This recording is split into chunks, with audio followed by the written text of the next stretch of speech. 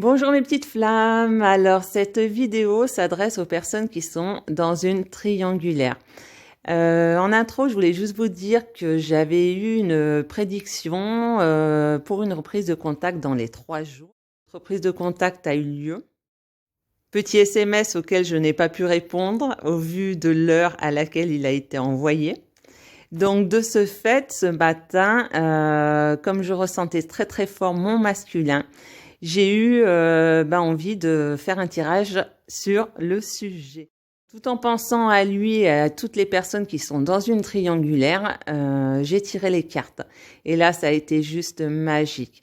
En fait, comme je vous disais dans les vidéos précédentes, votre masculin était en train de travailler à sa complétude.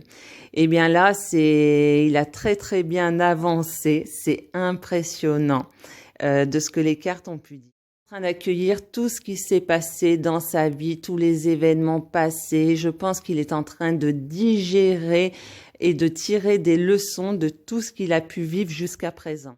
Continuez le tirage et là, j'ai les cartes de l'énergie tierce, la patience, la surveillance et l'attente qui sont sorties.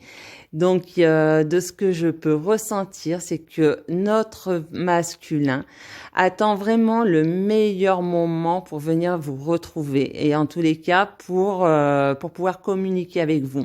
Car pour ma part, c'est pas dans ses habitudes, comme je vous le disais, de communiquer à des heures pareilles.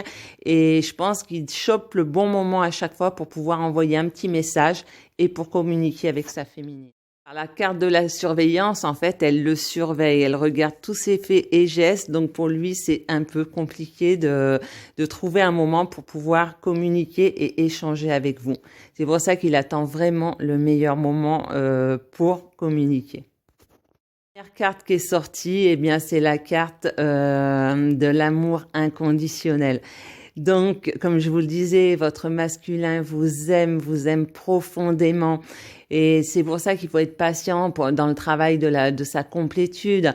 Parce que comme je le dis tout le temps, pour être heureux à deux, déjà, il faut être heureux seul, avec soi-même. Déjà, avoir fait un travail sur soi. Souvent, on a tendance à aller chercher à l'extérieur ce qu'on a déjà à l'intérieur de nous.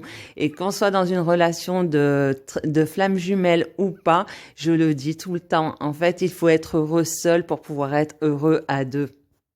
Gardez confiance et on y croit, on croise les doigts.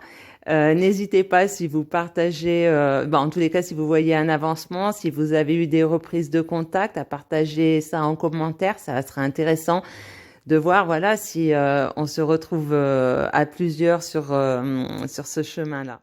À tous, une très belle journée, puis je vous dis à bientôt. Bye bye.